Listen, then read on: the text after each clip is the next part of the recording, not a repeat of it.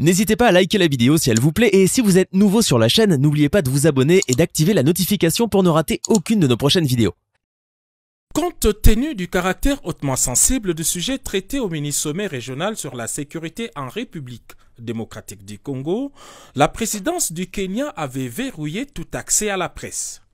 Après 4 heures d'échange entre le président Uhuru Kenyatta, Yoweri Museveni, Evariste Ndayishimiye, Félix-Antoine Tshisekedi Tshilombo et le ministre rwandais des Affaires étrangères représentant son président, le sommet quadripartite de Nairobi a pris un certain nombre de résolutions, dont la plus importante reste l'engagement de tous les chefs d'État de la communauté à se joindre et à soutenir les processus qui visent à mettre définitivement un terme à l'activisme des groupes armés locaux et étrangers en terre congolaise.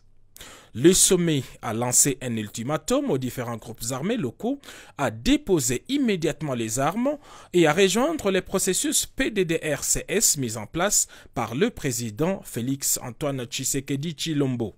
Quant aux groupes armés étrangers, ils doivent aussi déposer les armes et se rendre auprès de leurs États respectifs, puis renoncer au métier des armes. En cas de refus, précise les communiqués final, la force militaire régionale de la East African Community, opérationnelle dans les tout prochains jours, va les y contraindre. À ces sujets, justement, le sommet a recommandé au président Félix-Antoine Tshisekedi Tshilombo d'écouter les différents groupes armés locaux et leur passer les messages de réinsertion tels que définis par le PDDRCS. Pour prêcher par l'exemple, le président de la République, Félix-Antoine Tshisekedi Tshilombo, va rencontrer ce vendredi 22 avril ici à Nairobi au Kenya une dizaine de groupes armés actifs dans les provinces d'Ituri, Nord et Sud Kivu. Il ne s'agit pas d'une négociation avec un groupe armé quelconque, mais chacun d'eux devrait saisir la balle au bon. Le sommet s'est félicité de la participation en qualité d'observateur du secrétaire général des Nations Unies, président de la Commission de l'Union africaine, des secrétaires généraux de la CIRGL et de la Communauté de l'Afrique de l'Est. Les États-Unis d'Amérique et la France ont, eux, participé en qualité d'interlocuteurs bilatéraux.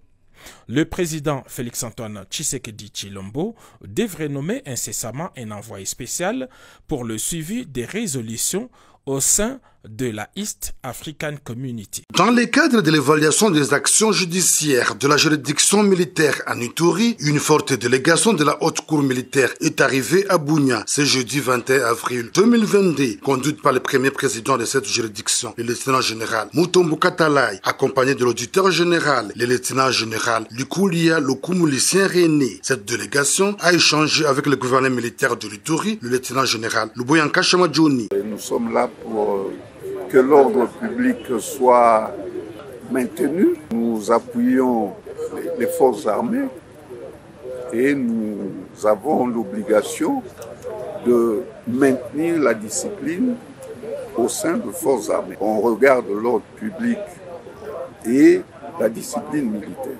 Alors, maintenant, vous savez que le président de la République, le commandant suprême, a pris une autre ordonnance qui restreint nos compétences. Nous sommes venus pour dire à nos hommes comment ils vont évoluer dorénavant par rapport aux infractions. Au sujet de certaines compétences de juridiction civile autrefois dévolues aux militaires en cette période de l'état de siège, c'est aux magistrats de la République fixe l'opinion. La justice militaire s'est substituée à celle de la justice ordinaire.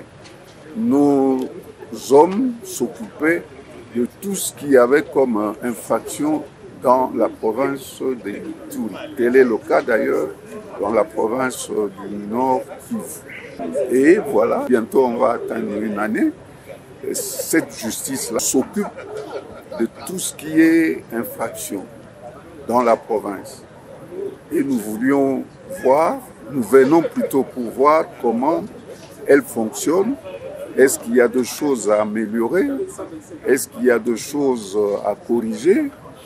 Est-ce qu'il y a des gens, c'est-à-dire du personnel, à ramener ici pour que les choses se passent correctement à la satisfaction de la population. Au cours de leur séjour à Bunia, ces autorités judiciaires vont notamment échanger avec les acteurs de la société civile, des structures féminines et des acteurs politiques, question de recueillir leur doléances pour une bonne distribution de la justice à Ituri. Le gouverneur militaire du Nord Kivu a effectué une visite d'itinérance en territoire des Rutshuru ce lundi 18 avril 2022. Objectif, réarmer le moral des troupes engagées dans les opérations contre le M23 ainsi qu'encourager et compatir avec les militaires blessés de guerre et la population de la région. C'est à l'aérodrome de Kiwanja que l'hélicoptère de l'État congolais a déposé le lieutenant-général Constant Ndima Kongba. Il a été accueilli par les nouveaux commandants du secteur opérationnel Sokola 2, le général-major Chirimwami Peter et d'autres officiers militaires et de la police nationale congolaise. Juste après, le gouverneur a eu une réunion avec les commandants des opérations et ses collaborateurs. C'était avant d'aller au chevet des blessés de guerre internés au centre militaire de réaction rapide au chef-lieu du territoire vers l'endroit communément appelé Pena. De là, Constant Ndima Kongba s'est rendu à Rwanguba sur la route qui mène vers Bunagana. Les militaires trouvés sur les lieux ont manifesté leur détermination de défendre la nation jusqu'au sacrifice suprême.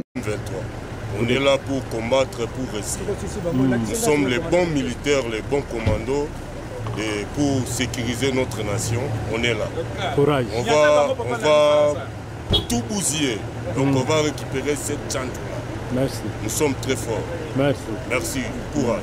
Le gouverneur les a remerciés et encouragés pour leur engagement dans la défense de la patrie. Aux hommes des troupes et à tous les commandants ici en opération dans le territoire de Rutshuru, plus précisément dans la chefferie de Djoma. Je viens remonter le moral, qu'il soit fort, c'est notre pays.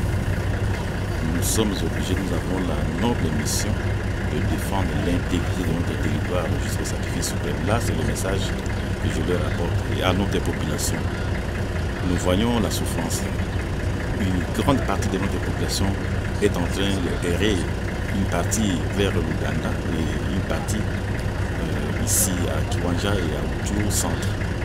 Nous sommes en train de tout faire pour que nous l'avons déjà commencé avec les humanitaires et aussi avec le gouvernement central pour que le ministère des Affaires humanitaires se penche sur ces problématiques.